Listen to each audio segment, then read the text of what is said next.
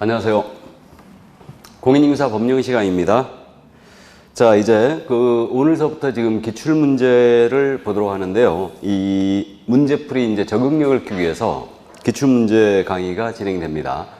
그 기출문제에 대해서는요, 우리가 방향타, 그러니까 이제 앞으로 나올 시험 문제에 대해서 문제 적응력, 우리는 시험장에서 문제로 이제 승부를 해야 됩니다. 그렇기 때문에 결국은 우리 시험 자체가 암기하는 것 갖고는 이제 해결이 안 됩니다. 그렇기 때문에 문제 적응력을 키우기 위해서 기출문제를 먼저 이제 우리가 진행을 합니다. 진행하는데, 우리 중개사법은 문제풀이의 이 특징이 뭐냐면, 일단 알고 있는 것 갖고 문제를 풀어내는 실력. 그러니까 이제 이른바 스킬이라고 제가 자꾸 그러는데, 이 스킬이 많이 좌우돼요. 그래서 사실 이제 우리 과목이 80점 이상을 득점해야 되는 과목이 되는데, 60점 맞는 분과 80점 맞는 분 있죠. 이 두 분의 지식에 대한 부분, 이해하고 있는 부분에 대해서는 거의 비슷해요.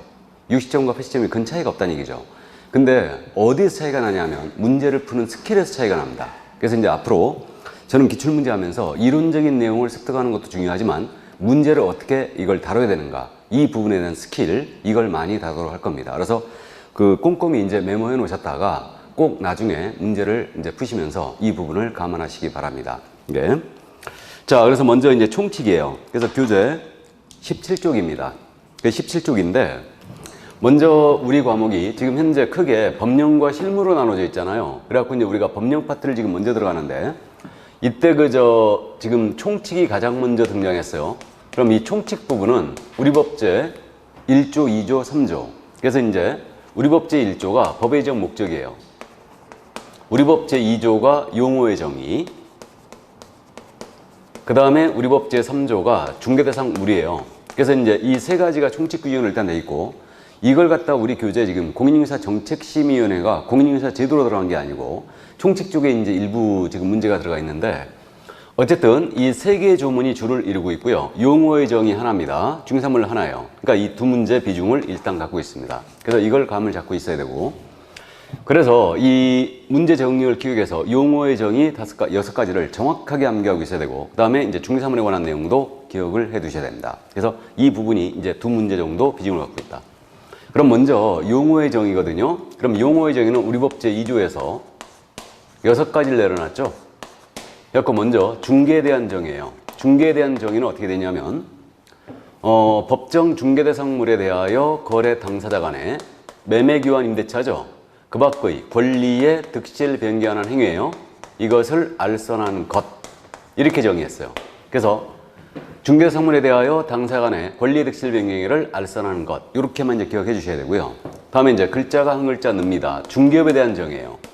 중개업은 세 글자니까 세 가지 요소를 갖고 있는데, 다른 사람의 의뢰가 있어야 돼요. 다른 사람의 의뢰에 의하여 일정 보수를 꼭 받아야 됩니다. 다음에 중개를 업으로 행하는 것이다. 이게 바로 중개업이에요. 이게. 그러니까 중개업이 되기 위해서는 중개에 먼저 해당이 돼야 되고, 그걸 영업으로 해야 된다. 그래야지 이제 계속 반복성을 띠면서 불특정 다수를 상대로 해줘야지 중개업이 되는 겁니다. 자, 그 다음에 이제 개업공인중개사 용어의 정의가 있죠. 이 개업공사 용어의 정의는 개설 등록을 한 자예요. 여기서 끝나야 됩니다. 더 이상 말이 나오면 안 되고요. 그 다음에 공인중개사 용어의 정의가 있죠. 공인중개사는 자격 취득만 나와야 됩니다. 이 법에 따른 공인중개사 자격을 취득한 자다. 따라서 위기에서 공인사 자격을 취득한 자는 아니라겠죠. 그래서 자격 취득에서 끝나야 되고요. 자, 그 다음에 이제 소속 공인중개사가 있는데, 우리 소속 공사는 말 그대로 기억해야 됩니다. 개업공사에 소속된 공인중개사로서 중개 업무를 수행하거나 개업공사의 중개 업무를 보조하는 자, 이 자가 바로 소속공사다. 다만 법인의 임원 또는 사원으로서 공인중개사인 자가 포함되고 있죠, 지금 소속공사에는.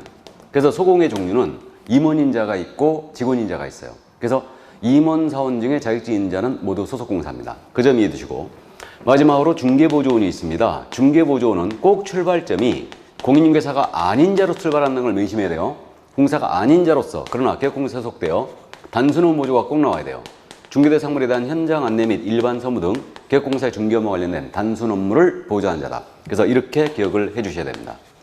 그래서 용어의 정의 이렇게 6가지를 정확하게 암기해 주셔야 되고, 나머지 이제 중개와 관련된 판례들, 이걸 다 정리를 해 주셔야 됩니다. 이거를. 그래서 이 판례에 대해서는 일단은 문제를 풀면서 정리를 더 해나가도록 합니다.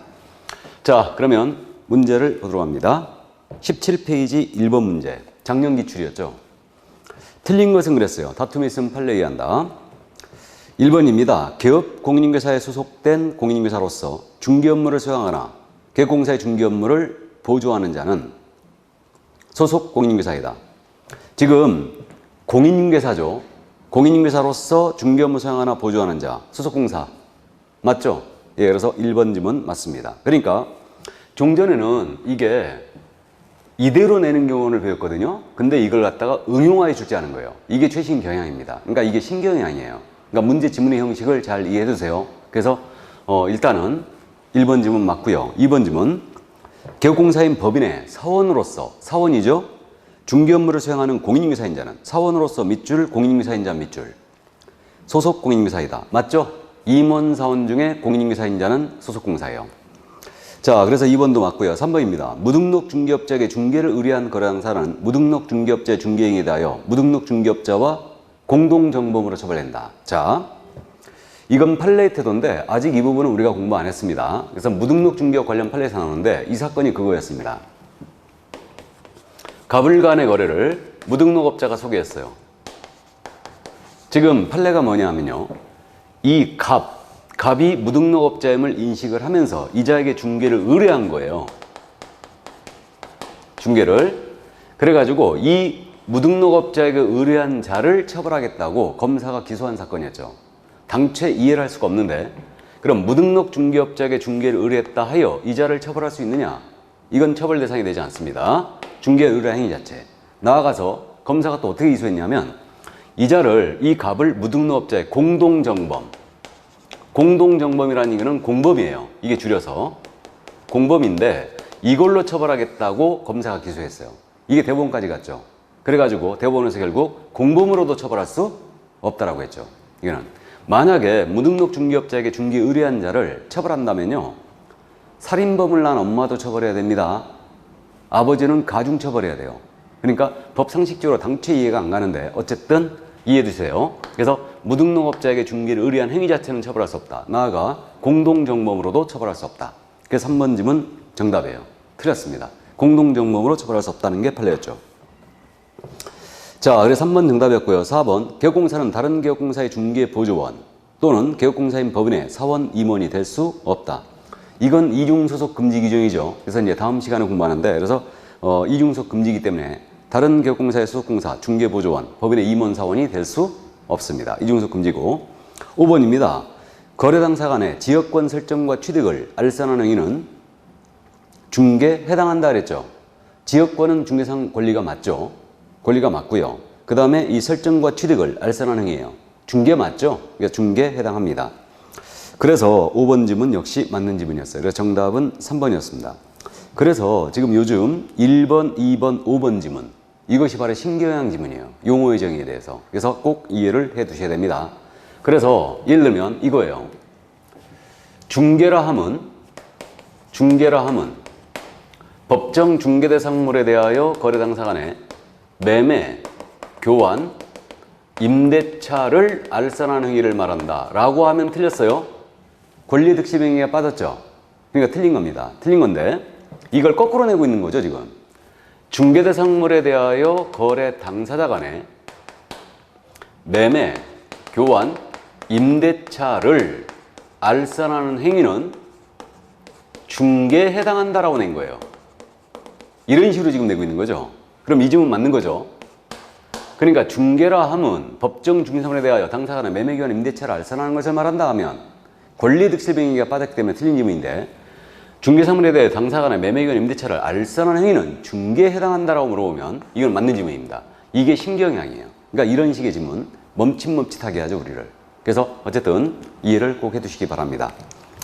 자, 그러면 문제가 지금 2번 문제는 중개사물 문제죠. 이거 한꺼번에 몰아서 지금 풀어보는 게 효과적이니까요. 중개사물은 나중에 한꺼번에 몰아서 보겠습니다. 그럼 용어의 정의 문제가 3번 문제가 더 있죠.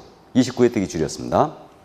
3번 문제 먼저 보겠습니다. 왔다 갔다 할 거예요. 틀린 것은 그랬는데 1번 개업공인인계사라 함은 뭐만 떠올려야 돼요? 개설, 등록. 공사자격을 가지고 중개를 업으로 하는 자를 말한다. 틀렸네요. 1번 정답이에요. 그러니까 개업공사라면 개설 등록만 나와야 돼요. 그러니까 이렇게 용어의 정의를 정통으로 물어봤을 때는 읽으면서 떠올리면서 읽어야 돼요. 그러니까 개업공사는 등록만. 그래서 공인인사 자격을 가지고 중개를 업으로 하는 자. 틀렸습니다. 개설 등록을 한 자가 개업공사예요. 그러니까 1번 정답이고 2번 중개업이라 함은 세 가지 요소다. 다른 사람에 의뢰해 일정 보수를 받고 중개를 업으로 행하는 것. 맞죠? 그래서 2번 질문 맞고요. 3번 소속공사라 함은 개업공사에 소속된 공인인사, 개업공사인 법인의 사원 임원으로서 공인인사한 자를 포함로서 중개업무 수행하나 개업공사의 중개업무를 보조한 자를 말한다. 정확하게 맞았죠? 다음에 4번 공인인사라 함은 뭐만 나와야 돼요? 자격, 취득. 그래서 공인인사 자격을 취득한 자를 말한다. 여기서 29회 때 말이에요. 4번 지문 있지 않습니까? 여기서 이의신청 이거 들어갔거든요. 근데 이의신청 안 받아줬는데 이 법이 빠졌죠 지금. 이 법에 의한 공사자격을 취득한 자 이건데 자격을 취득한 자를 말한다. 이거 맞는 걸로 정리돼 버렸습니다. 그래서 외국에서 공인사 자격을 취득한 자는 공사가 아니기 때문에 이 법이 빠졌기 때문에 이 질문 틀린 거 아니냐라고 이의신청했는데 안 받아줬어요. 물론 대세의 영향은 없었습니다. 1번에 다 정답을 쳤었으니까 이게. 그래서 어쨌든 공사는 자격 취득만 나와야 된다. 자, 그래서 4번 맞고요. 5번입니다. 중개라 함은 중개대 상물에 대하여 거래항사 간의 매매기원 임대차 그 밖의 권리의 득실을 변경하는 행위를 알선하는 것. 맞죠? 그래서 정답 1번이었습니다. 자, 29회 기출이었고 그러면 지금 4번 문제도 또 29회 문제로 돼 있죠. 용어의 정의로 틀린 것은 그랬습니다. 자, 보겠습니다. 1번 지문. 법인은 주된 중개사무소를 두려는 지역을 관할하는 등록관청의 중개사무소의 개설 등록을 해야 한다 그랬어요. 이거는 용어의 정의 문제가 아니죠? 뭔가 좀 잘못된 것 같은데 좋습니다. 어쨌든 보죠 뭐. 그러면 법인은 우리가 이제 등록 파트에서 공부하는데 주된 사무소를 두려는 지역을 관할하는 시군구청장 이 지역에 등록해야 되죠. 맞고요. 2번 질문. 대표자가 공인인사가 아닌 법인은 중개사무소에 등록을 할 수 없다. 당연한 얘기죠. 예, 맞습니다. 그래서 대표자는 공인인사여야 돼요. 그래서 2번 질문 역시 맞고요. 3번 법인의 임원 중 공인인사가 아닌 자도 분사무소의 책임자가 될 수 있다 그랬어요. 자, 우리 분사무소의 책임자는 공인인사여야 되죠. 그러니까 공인인사가 아닌 자는 분사무 책임자가 될 수 없어요. 없습니다. 참고인데요. 이거 우리는 이중속 전면금지돼 있죠. 그러면 여기 A 법인의 임원이신 갑이 계세요.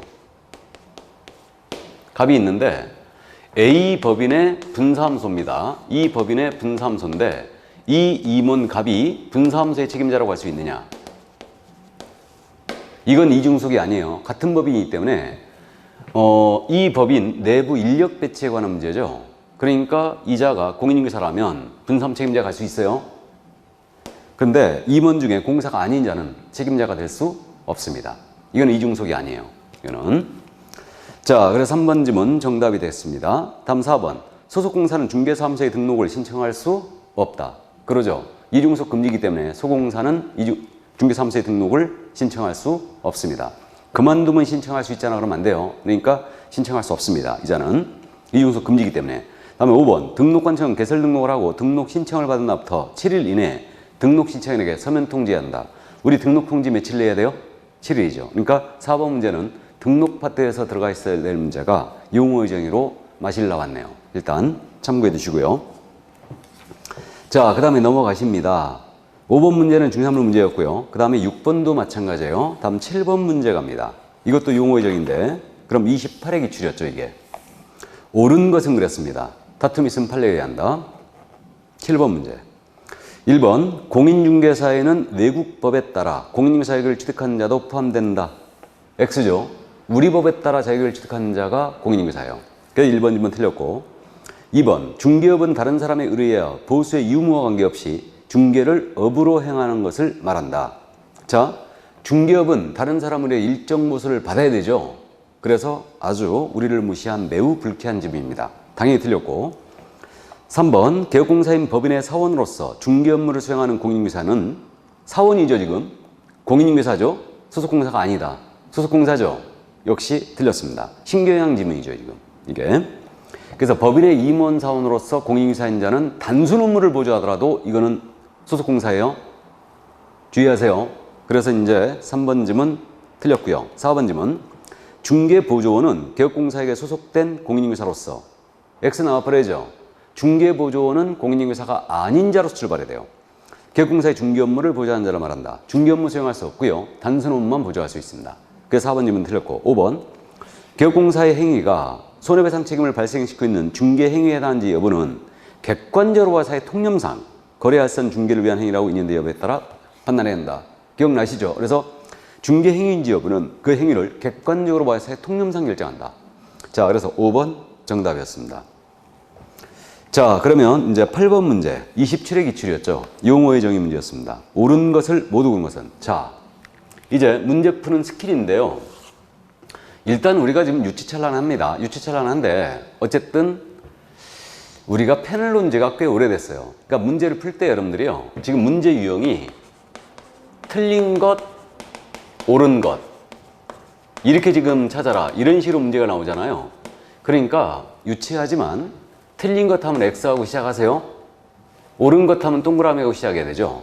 그리고 지문을 읽어나가는 거예요. 읽어나갈 때 반드시 그 판정 결과를 꼭 표시를 하세요. 이거를. 그러니까 이게 틀린 것 골라라 했으면 1번 읽어봤더니 여기가 맞았다. 그럼 O. 2번 읽어봤더니 잘 모르겠다. 세모. 3번 읽어봤더니 틀렸다. 그럼 정답이에요.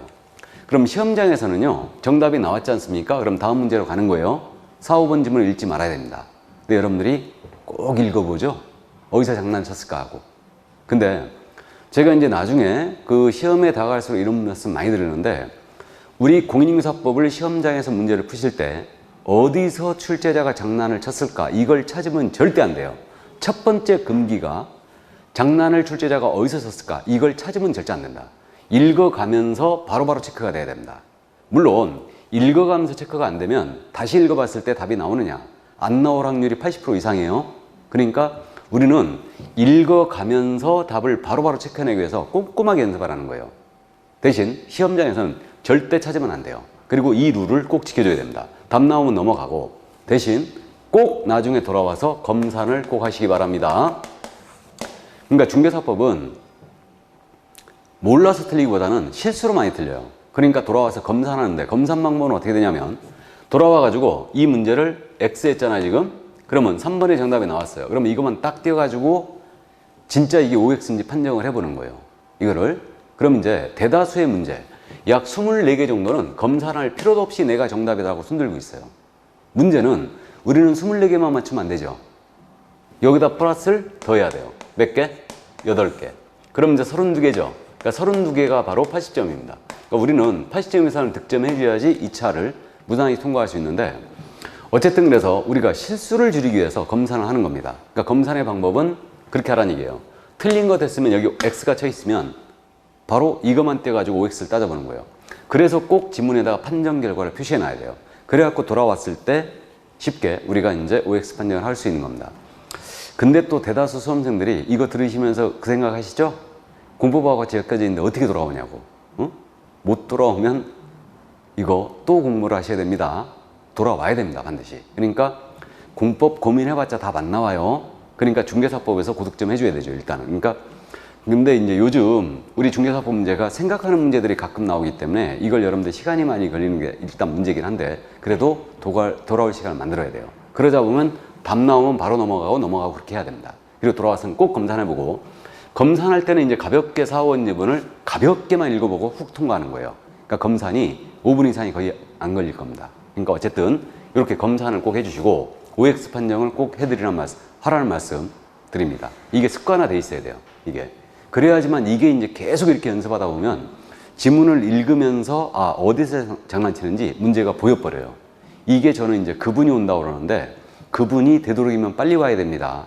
그래야 여러분들이 우리 중개사법 고득점 하는데 문제가 없어요. 이게 잘못하면 중개사법은 100점도 맞아요. 100점도. 요즘 100점짜리들이 많이 나오고 있죠. 자, 그럼 8번 문제 있잖아요. 박스형 문제가 나왔죠. 그럼 참고로 지금 이 박스형 문제 있잖아요. 우리 40문제 중에 지금 최근 시험에서 박스형 문제가 몇 개가 나오냐면 약 11개 정도 나와요. 많이 나오죠? 많이 나옵니다. 대신 이제 박스형이 전에는 7개 내 6개 정도만 냈었는데 최근에 11개씩 계속 내면서 대신에 이 박스에 들어갈 때 들어간 지문 있죠? 이거 개수를 줄였죠. 그러니까 3개나 4개 정도만 냅니다. 지문을. 그렇기 때문에 박스 개수가 지금 11개인데 이 박스형 문제를 낼 때는요. 이게 룰이 있어요. 룰이. 그러니까 박스형 문제는요. 몇 개냐라고 물어보는 문제가 있어요. 이게 한두 개예요. 한두 개. 몇 개냐 문제가. 이게 제일 어렵죠. 이 문제가. 그 다음에 괄호형 문제가 있어요. 이게 하나. 그 다음에 또 OX형 문제 있죠. OX 순서대로 골라라. 한 개. 그 다음에 전부 다 나머지는 기역, 니은, 디귿 이런 식으로 찾아라. 모두 골라라. 이런 식으로 문제가 나와요. 그래갖고 이제 박스형이 지금 우리 과목에서 11개 정도가 지금 출제되고 있는데 이런 식의 룰을 지키고 있습니다. 문제가. 그러니까 모의고사 볼 때도 원래 이제 저는 모의고사 할 때 이 룰을 꼭 지켜요. 이게. 자, 그러면 이제 8번 문제 보겠습니다. 옳은 것은 그랬어요. 그럼 5하고 시작해야 되죠. 그러니까 박스형 들어가서는 옳은 건 반드시 5를 쳐줘야 돼요. 그 다음에 틀린 것에 쓰는 X를 반드시 치는 겁니다. 그래야지만 답을 거꾸로 쓰는 사태를 막을 수 있어요. 이게. 특히 박스형 문제에서 틀린 것 골라라 했을 때 거꾸로 옳은 것 골라놓고 나오면 절대 안 돼요. 이 실수 많이 합니다. 그렇기 때문에 일단은 꼼꼼히 이제 OX가 나가야 됩니다. 자, 그럼 기업 지문 갑니다. 기업 공인인증서란 뭐만 생각해야 된다고요? 개설, 등록. 공사법에 의해 중개사무소에 개설 등록을 한 자이다.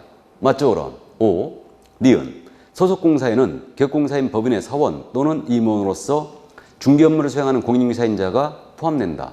역시 맞죠? 그러니까 계속 이 질문 물어보고 있죠? 사원 임원 중에 공인인증사인자가 포함된다는 거.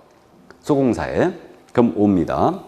다음 디귿. 공인인증사로서 기업공사에 고용되어 그의 중개 업무를 보조하는 자도 소속공사이다. 자, 공인중개사라면 개공한테 소속되어 고용되어 단순 업무만 보조해도 소공이에요. 그럼 맞습니다. 그럼 디귿 맞고요. 그럼 리을. 우인한 기회 단 1회.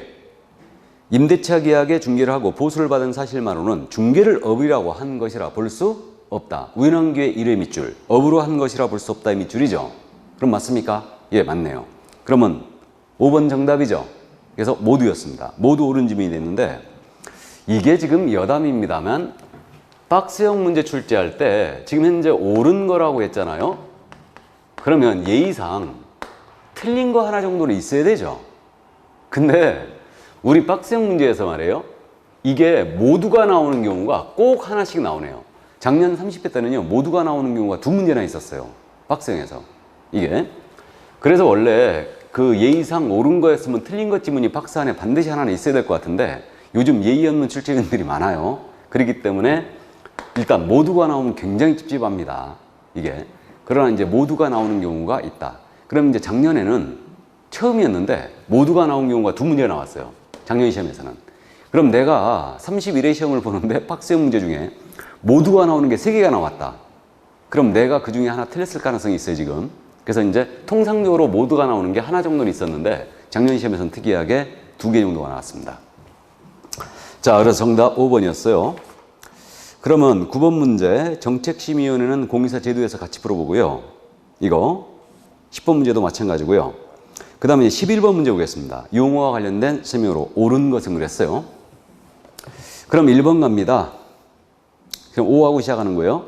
법정 지상권을 양도하는 행위를 알선하는 것은 중개에 해당한다. 맞았네요. 요즘 잘 내고 있죠, 지금. 30회 때도 출제가 됐는데 지역권 설정과 알선하는 행위는 중개에 해당한다. 이런 식으로 냈는데 법정 지상권은 중개대상 권리가 맞죠. 그럼 법정 지상권을 양도하는 행위를 알선했어요. 이건 중개죠. 알아보시겠어요? 그래서 1번 정답입니다. 그럼 유치권 이전을 중개하는 것은 중개에 해당한다. 역시 맞죠. 임목이 취득한 저당권을 이전하는 행위를 중개하는 것은 중개에 해당한다. 다 맞죠? 그러니까 1번 정답이었습니다. 최신의 신경향이에요. 이 지문. 자, 그럼 1번 정답 됐고요. 2번 반복 계속성이나 영업성 없이 단 1회 밑줄이죠. 건물 전세계약의 중개를 하고 보수를 받은 경우 중개를 업으로 한 것으로 본다. 업으로 한 것으로 본다 밑줄 긋고 X 나가버려야 되죠. 우인한 게 1회는 절대 업이 아니다. 3번 외국의 법에 따라 공사계획을 취득한 자. 외국법의 밑줄이죠. 다음에 공인인증사로 본다. 공인인증사로 본다 밑줄 긋고 X 나가야 되죠. 외국법에 따라 취득한 자는 공인사가 아닙니다. 다음에 4번 소속 공인인증사란 말 그대로 계좌로 했어요. 법인인계공사에 소속된 공사말을 말한다. X 나가버려야 되죠. 소속된 공인인사로서 중개 업무 수행하나 보조하는 자라고 나와야 됩니다. 그래서 4번 X, 5번 중개 보조인이란 공인인사가 아닌 자로서 개업공사에게 소속되어 중개사물에 대한 현장 안내와 중개사물의 확인 설명 의무를 부담하는 자를 말한다. 틀렸죠? 우리 중개보조는 중개 업무할 수 없죠. 확인 설명 의무를 부담하는 자는 개공이죠. 그래서 확인 설명할 수가 없습니다. 보조는. 그러므로 X. 그게 정답 1번이었어요. 자, 그러면 이제 12번 문제는 역시 중개사물 문제였고요. 13번으로 갑니다. 25회 때 기출. 용어에 관한 설명으로 틀린 것은 1번입니다. 거래 당사자 사이에 중개사물에 대한 교환 계약이 성립되도록 알선하는 행위도 중개해당한다. 계속 묻고 있죠. 비슷한 질문을. 그러면 교환 계약이라고 그랬죠. 교환을 소개합니다. 중개 맞죠? 그래서 1번 맞고요. 2번 질문. 개공사란 공사법에 의하여 중개사무소에 개설 등록을 한 자를 말한다. 개공은 등록만 나와야 되죠. 맞고. 3번. 중개보조인은 공인인사가 아닌 자로서 중개업을 영위하는 자를 말한다. 너무 짧죠? 틀렸어요. 정답이죠. 그러니까 중개보조는 공인인사가 아닌 자로서 출발해야 되죠. 아닌 자로서 개업공사에 소속되어 단순 업무보조가 꼭 나와야 됩니다. 자, 그래서 3번 정답 됐고요. 4번. 소속공사에는 개업공사인 법인의 사원 또는 임원으로서 공인인사인자가 포함된다. 또 나왔죠? 예, 그래서 4번 맞고요. 5번. 공인인사란 공사법에 의해 공사 자격을 취득한 자를 말한다. 자격 취득만 나와야 되죠. 역시 맞습니다. 그래서 정답은 3번이었어요. 자, 그러면 14번 문제는 중개사물 문제였고요. 15번 문제, 25회 기출이죠. 중개업에 관한 설명으로 옳은 것은? 그럼 역시 5하고 시작하는 겁니다. 판례 태도를 물었는데 아주 문제 깔끔합니다. 1번입니다. 반복 계속성이나 영업시행 없이 우연한 기회 1회. 우연한 기회에 미치게 되죠. 타인 간의 임야 매매 중개행위라고 보수를 받은 경우 중개업에 해당한다. 중개업에 해당한다 미치고 X 나와버려야 되죠. 그러니까 우연한 기회 1회는 절대 중개업이 될 수 없어요. 2번 질문. 중개사무소에 개설 등록을 하지 아니한 자가 일정한 보수를 받고 중개를 업으로 행한 경우 중개업에 해당하지 않는다.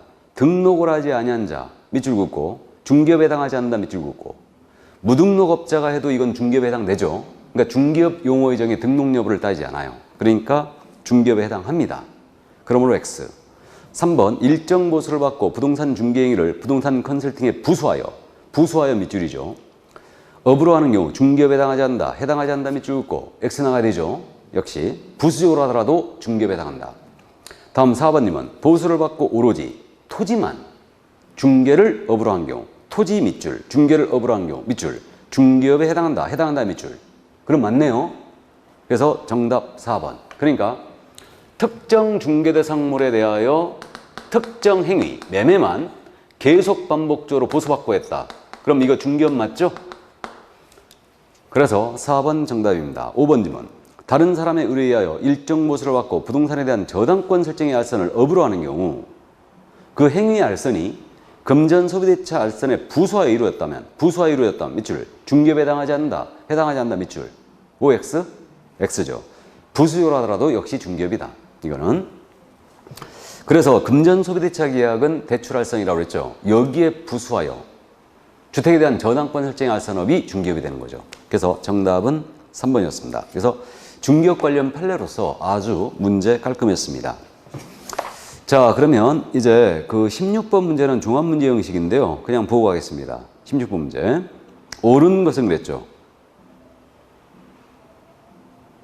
24회 기출이었는데 1번 개업공사는 다른 개업공사인 법인의 임원이 될 수 있다. 임원 될 수 없죠. 이중섭 금지니까. 2번 개업공사는 그 등록관 청구하기 안에 여러 개의 중개사무소를 둘 수 있다. 등록관 청구하기 안에 한 개만 둬야 되죠. 그래 틀렸고 3번 질문. 공인인사는 국토부 장관의 허가를 얻은 경우에 하나여 그 자격증을 타인에게 양도할 수 있다. 이게 허가제도도 없고요. 자격증 이거 허가를 받든 안 받든 양도할 수 없죠. 그래 틀렸고 4번 질문. 아파트 입주권은 중개사물이 될 수 없다. 이게요. 그래서 이제 4번이 원래 정답 처리했다가 가다반 이제 정답 처리했다가 정답 없음 처리됐어요. 이게 아파트 입주권이 있잖아요. 입주 예정자로 선정이 되면 당첨이 되면 입주 예정자로 선정될 수 있는 지위. 이거는 중개사물이 아니라는 판례가 있었죠.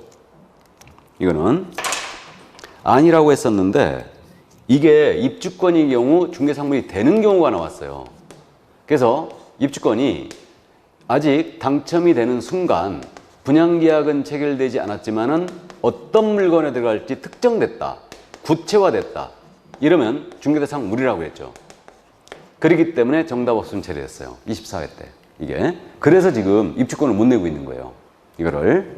그래서 그 판례는 해설 부분에 실려 있으니까 한번 읽어보시기 바랍니다. 그 다음에 5번이에요. 거래당사가 무자격자에게 중개를 의뢰하는 행위는 처벌 대상이 된다. 무자격자에게 중개를 의뢰하는 행위 자체는 처벌할 수 없다고 그랬죠? 공동정범으로 처벌할 수 없다고 그랬어요. 그래서 정답 없음 처리됐습니다. 자, 그럼 17번 문제 확인하겠습니다. 용어의 정의. 틀린 것은? 그럼 X 해놓고 시작하는 거예요. 1번. 법인인 개업공사의 소속공사는 그 개업공사의 중개 업무를 보조할 수 있다. 당연한 얘기죠. 단순 업무만을 보조할 수도 있어요. 그럼 1번 맞고요. 2번. 거래양사 사이에 부동산에 관한 환매계약이 나왔어요. 성립하도록 알선하는 행위도 중개당한다. 맞죠? 환매계약. 환매 자체는 사오는 것 자체이기 때문에 중개상이 될 수 없는데 환매계약이 성립한 알선 행위도 중개입니다. 맞고요. 3번입니다. 부동산 컨설팅에 부수하여 반복적으로 이루어진 부동산에 대한 중개 행위는 중개업에 해당하지 않는다. 틀렸죠? 부수적으로 하더라도 중개업에 해당합니다. 그래서 3번 정답 됐고 4번. 공인인사 자격 취득 후에 중개사무소에 등록을 하지 않은 자는 개업공사가 아니다. 알아보시겠어요? 부정이기 때문에 눈에 쉽게 안 들어오는데 등록을 하지 않은 자는 개공이 아니죠. 맞습니다. 다음 5번님은 중개보조원이 개업공사를 대신하여 특정 중개 업무를 수행하였더라도 해당 거래계약서의 중개보조원을 개업공사로 기재해서는 안 된다. 당연한 얘기죠? 예, 그래서 정답은 3번이었습니다.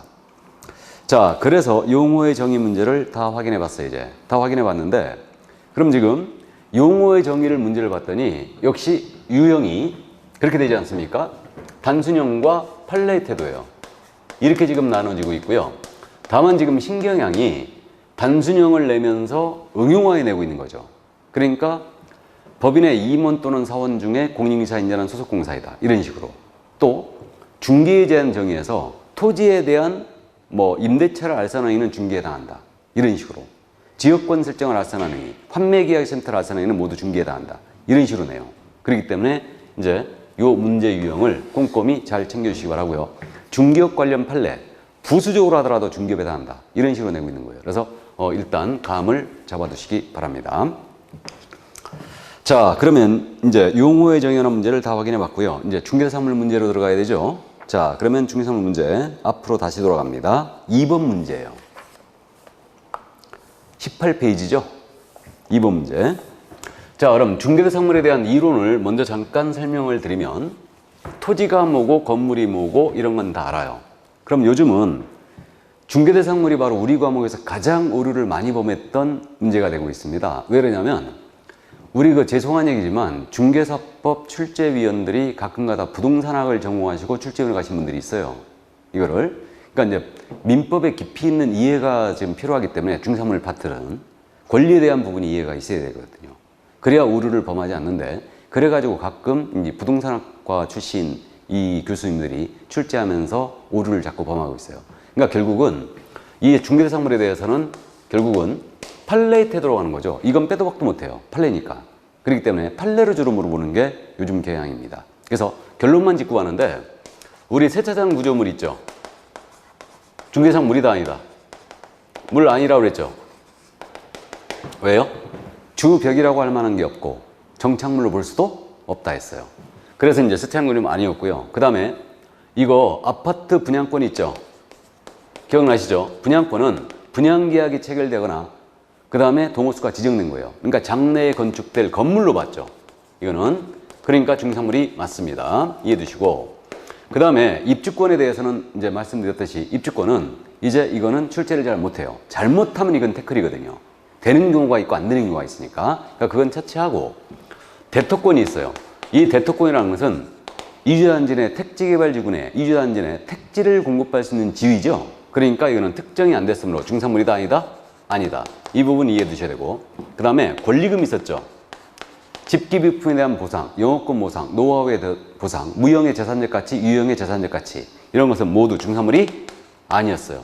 그러니까 이거 기본적으로 잘 물어보는 게 이거예요. 그래서 이거고 그 밖에 이제 나머지 중개사항에 해당하느냐, 안 하느냐. 여기서 이제 난이도를 높이면 해당하느냐, 안 하느냐. 국공유사는 일단 안 된다고 그랬어요. 그 점 잊으시고, 미채거래 광물 다 안 됩니다. 안 된다고 그랬고, 그 다음에 이제 권리에서 유치권 하면 중상권리가 되는 거 맞죠? 근데 유치권은 법정 담보물권이죠. 법률의 규정에 성립하니까 유치권의 성립행위는 중개할 수 있다, 없다? 없죠. 근데 유치권의 이전 행위예요. 이건 피담보 채권 같이 한 유치권의 이전 가능하죠. 그렇기 때문에 이건 중개 대상이 되죠. 마찬가지로 법정 지상권이에요. 이러면 중개상 권리가 맞습니다. 중개상권이 성립하고 이전성이 있으니까. 자, 그런데 법정자가 들어갔어요. 그러면 성립은 중개할 수 있다, 없다? 없다. 이전은 가능하죠. 우리 판례는요, 법정지상권은 건물의 종된 권리가 아니다. 이거 법정지상권과 분리하여, 건물과 분리하여 법정지상권만 양도하는 것도 가능하다는 게 판례예요. 그러니까 이제 이 정도. 그러니까 이 부분은 근데 위험하기 때문에 출제를 잘 안 해요. 그래갖고 유치권은 11회 때, 법정지상권, 법정재단권 이런 것들은 19회 때 냈다가 정답 없으면 처리됐어요. 마찬가지로. 그렇기 때문에 이해만 확실히 해두시고요. 나머지는 이제 쉽게 풀어낼 거예요. 그래서 증여는 이제 주는 것 자체니까 개입 여지가 없으니까 중개 대상이 안 됩니다. 근데 증여된 토지는 된다는 거. 그다음에 유치권이 행사되고 있는 건물, 경매 개실증 등기가 된 건물 모두 중개 대상이 되는 겁니다. 사법상 제한이 붙어 있다더라도. 접도구역 내 사유지 되는 거예요. 공법상 제한이 붙어 있어도 되는 거다. 이거는 그렇게 이해하시고요. 나머지 이제 환매 계약 다 됩니다. 지역권 됩니다. 지상권 됩니다. 전세권 됩니다. 임차권 되죠. 부동산 임차권 다 됩니다. 그래서 그 정도 이해하시고. 자, 그럼 이제 나머지 내용은 문제를 풀면서 중상물에 대하여 정리하기로 하겠습니다.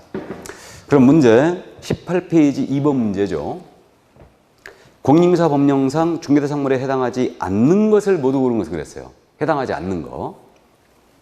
그러면 지금 박스형 문제 푸실 때 특히 틀린 거 골라라 할 때 조심해야 돼요. 거꾸로 쓰는 거.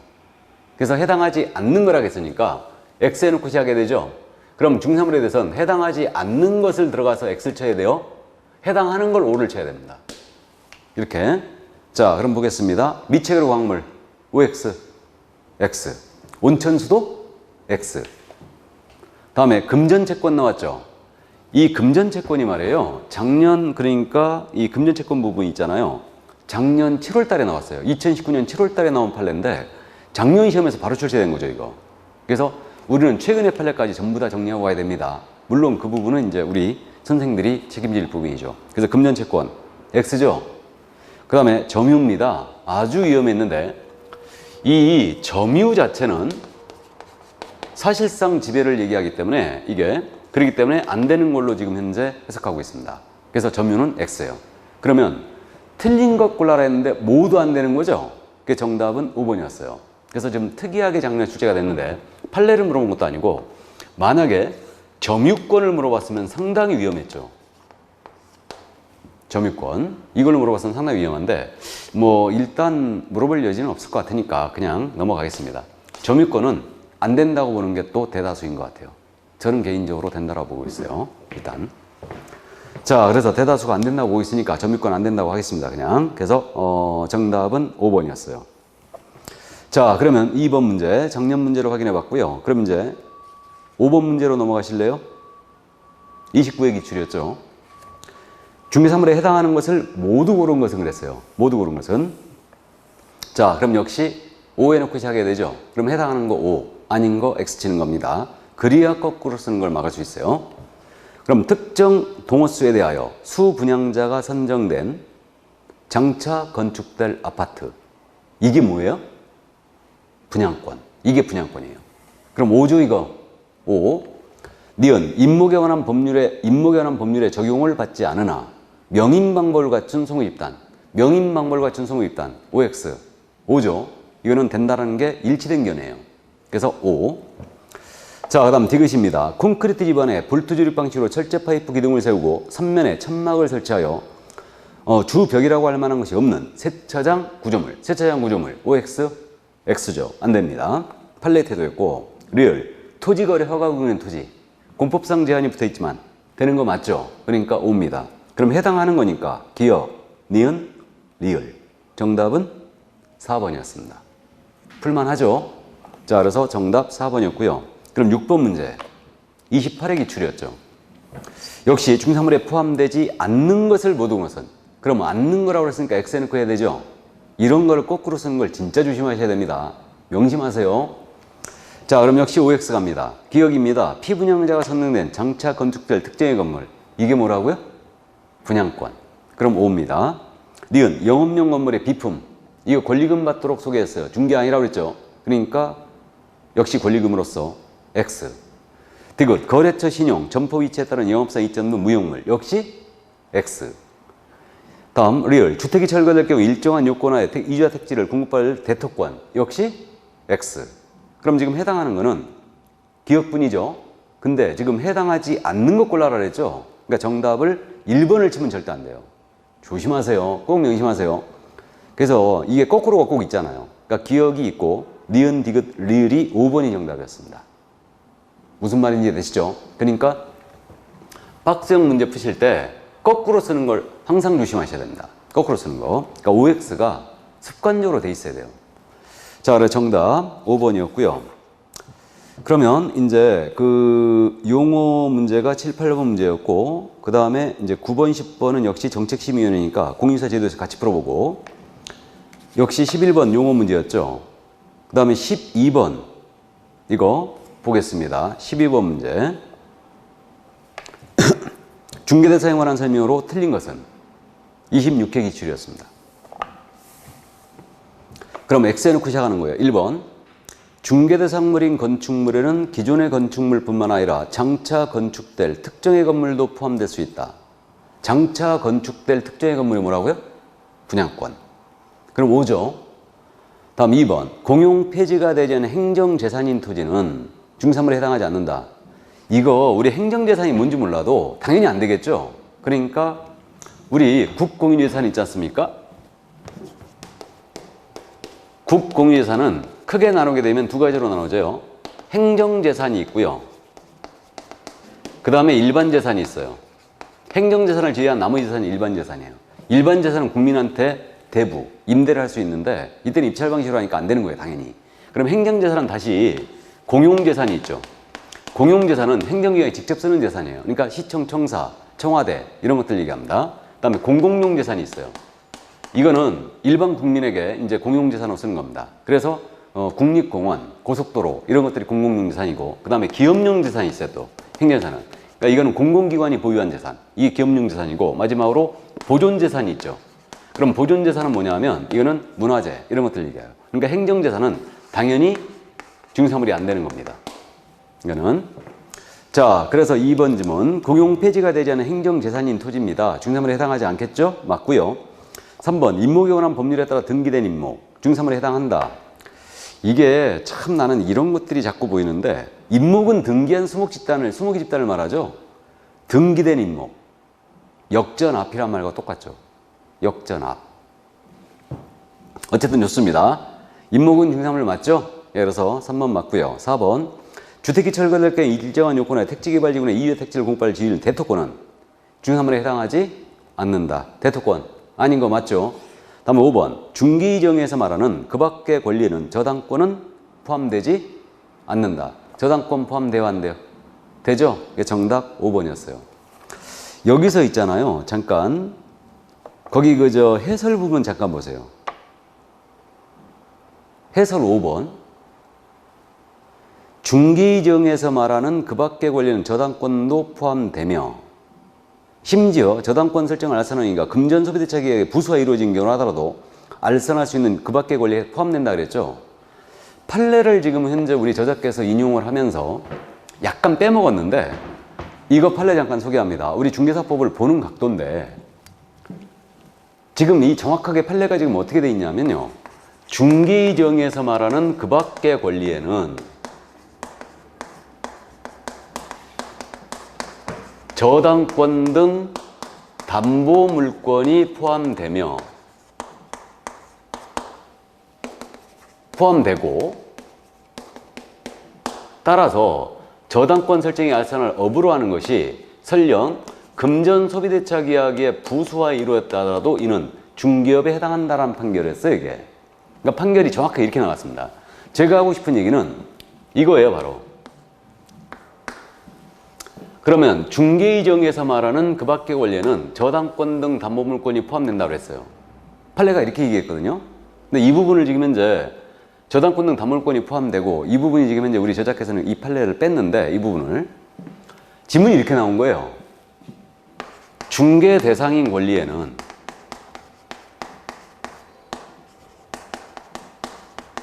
저당권 등 담보물권이 포함된다 라고 낸 거예요. 만약에 지문을 이거 뭐였다가 하셔야 돼요? 틀렸다가 하셔야 돼요? 뭐였다가 하셔야 됩니다. 근데 여러분들이 우리 담보물권은 유질저라는 거 알잖아요. 유치권, 질권, 저당권. 그러니까 이 지문 틀렸다 라고 생각하실까 봐 이걸 물어본 거예요 지금. 그러니까 이게 원칙적인 지문이라는 얘기죠. 판례를 그대로 인용한 거예요. 그러니까 이건 맞는 지문입니다. 그러니까 중개대상 권리에는 저당권 등 담보물권이 포함돼요. 원칙이죠 이게. 단 질권 제외예요. 무슨 말인지 이해되세요? 우리가 성인이다 보니까 문제를 풀면서 지문에 없는 내용, 그러니까 예외를 생각하여 원칙적인 지문을 틀렸다고 해버리는 겁니다. 조심해야 됩니다 이거. 그러니까 우리 중개사법 문제 풀 때 이 부분을 꼭 이해하고 있어야 돼요. 그러니까 원칙적인 지문을 내면 맞았습니다. 이거 예를 들면 작년에도 그렇게 냈는데 자격을 취소할 경우에는 우리 이제 일순 하신 분 아셔요. 취소할 경우에는 청문을 실시해야 한다.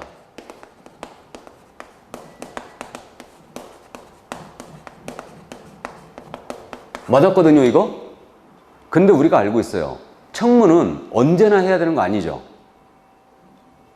사망해상으로 만약에 등록을 취소한다. 그 사유가 명백히 객관적으로 법원의 재판 등으로 확정이 돼 있다. 그럼 청문하지 않아요. 안 하는데 근데 이거 원칙이죠. 취소할 경우에는 청문을 해야 됩니다. 근데 이걸 틀린 지문으로 만들고 싶으면요. 여기다가 반드시 청문을 실시한다. 그럼 틀렸어요. 똑같아요. 중개대상 권리에는 저당권 등 담보물권이 포함된다. 맞습니다. 근데 이걸 틀린 지문을 할 때는 저당권 등 담보물권 모두가 포함된다라고 내는 거예요. 그럼 틀렸죠. 이해되십니까? 그러니까 중개대상 권리에는 담보물권 포함해요. 원칙. 단 질권 제외예요. 이해하셨죠? 그래서 우리 중개사법을 보는 각도예요. 문제를 보는 각도인데 이거 빨리 파악해야 됩니다. 근데 요즘 최신의 경향은 누군가 이 지문 끝까지 틀렸다라고 질권 때문에 틀렸다라고 주장하는 견해가 있을 수 있죠. 그럼 출제자 입장에서는 피곤해요. 태클 들어오면. 그러니까 이런 지문 안 내버리는 겁니다. 그래서 지금 나오는 지문처럼 중개이정에서 말하는 그 밖의 권리는 저당권은 포함되지 않는다. 이렇게 내버리는 거야. 확실하게 그냥. 그러니까 요즘은 명쾌하게 냅니다. 알딸딸하게 절대 안 내요. 그렇기 때문에 그 점 이해해 두시고 그래서 이제 5번 정답이었습니다. 근데 원칙이 뭔지는 꼭 알고 있어야 돼요. 그래서 정답 5번이었습니다. 자, 그럼 이제 13번은 용어 문제였죠. 그럼 이제 14번은 중3월 25회 때 기출 문제였는데 이거 자 보겠습니다. 중개대상물이 될 수 없는 것을 모두 옳은 것을 했어요. 14번 문제. 자, 그럼 역시 중개상물이 될 수 없는 거라고 그랬죠 지금. 그러니까 이거 거꾸로 쓰는 걸 조심하자고 그랬어요.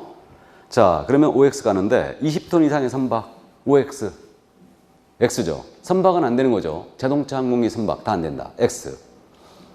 다음 니은 콘크리트 집안에 분리 철거 가능한 볼트 조립 방식으로 철제 파이프 기둥을 세우고 지붕을 덮은 다음에 삼면에 천막이나 유리를 설치한 세차장 구조물 역시 X. 다음 디귿 거래처 신용, 영업사 노하우 또는 점포 위치에 따른 영업사 이점 등 무형의 자산이니까 역시 X. 다음 리을 주택이 철거될 경우 일정한 요건에 택지개발지구 인테리어를 공급받을 대토권 역시 X. 그럼 모두 또 아니네요. 이게 정답 5번이었습니다. 그러니까 작년 30회 문제처럼 역시 모두 아닌 걸로 나왔습니다. 그래서 정답이 5번이었어요. 이게. 그래서 이제 요즘 뭐 그 예의 없는 출제위원들이 많아가지고 어쨌든 될 수 없는 것 골라라 했는데 모두가 아닌 걸로 나왔습니다. 그래서 정답 5번이었죠. 자, 그러면 15번 문제 넘어가고요. 이제 그 17번 문제도 지금 16번, 17번도 이제 다 해봤죠. 그 다음에 이제 18번 문제 23회 때 기출이었습니다. 중개대상물이 될 수 있는 것은 모두 몇 개인가? 자, 몇 개 문제가 나왔죠? 몇 개 문제가? 그럼 이제 될 수 있는 것 그러니까 O 해놓고 시작하는 거예요. 자, 그러면 갑니다. 첫 번째, 주택이 철거될 경우 일정한 요건하에 택지개발지구는 이 택지를 공급받을 지인 대토권 역시 X. 분양계약이 체결돼 동호수가 특정되는 장차 건축될 아파트. 이게 분양권이라고 그랬죠? 그럼 O. 다음, 아파트 추천기일에 신청한 당첨되면 아파트의 분양 예정자로 선정될 수 있는 지위인 입주권. 자, 이것은 지금 현재 우리 저자께서 수정을 안 했는데 이 부분은 일단은 아니라고 하셔야 됩니다. 그러니까 당첨이 되면 분양 예정자로 선정될 수 있는 지위인 입주권. 이러면 아니라고 하셔야 돼요. 그럼 X. 이거는. 근데 구체화됐다고 나왔다. 입주권이. 그럼 이때는 되는 거예요. 그래서 X. 임모결함 법령에 따른 임모. O죠. 다음에 공장 및 광업재단 재단법에 따른 광업재단. 역시 O입니다. 그러면 지금 해당하는 거라고 그랬죠. 그럼 해당하는 거니까 저기 두 번째 분양권, 다음에 네 번째 임모, 다섯 번째 광업재단. 세 개죠. 그래서 정답 3번이었습니다. 3번인데 이거 몇 개념 문제 풀 때요. 주의하실 점이 팁을 드리면 또 지금 이 문제는 1번에 1개, 2번에 2개, 3번에 3개 이렇게 냈잖아요, 지금. 그럼 몇 개념 문제가 하나씩 꼭, 한두 개씩 꼭 나온다고 그랬는데 이때요. 1번에 2개, 2번에 3개, 3번에 4개 이런 식으로 냈잖아요. 이러면 옮겨 적을 때 조심해야 됩니다. 그러니까 정답을 다 풀어놓고 이거 만약에 이제 예를 들어서 1번에 2개, 2번에 3개 이런 식으로 낸 거예요. 그래갖고 이제 3개가 나왔는데 옮겨 적을 때 3개가 2번에 있는데 2번에 찍어줘야 되는데 3번에 찍고 나온다는 거죠. 이거. 그래갖고 시험 잘 봤다 하고 이제 놀러가고 나왔는데 집에 와서 첫째 맞았더니 비가 막 사정없이 내리고 있는 거예요. 그럼 안 되죠. 그러니까 이런 작은 실수가 큰 화를 부르기 때문에 이게 몸에 배 있어야 됩니다. 그래서 어쨌든 꼭 몸에 이거 익히시기 바랍니다. 그러니까 1번에 1개, 2번에 2개, 3번에 3개 이러면 문제가 없는데 1번에 0.5개, 2번에 1개, 3번에 2개 이런 식으로 내면 옮겨 적을 때 주의하셔야 돼요. 자, 그래서 정답 3번이었습니다. 그럼 여기까지 하고요. 잠시 쉬었다가 공인중개사 제도 문제를 보도록 하겠습니다. 잠시 쉬죠.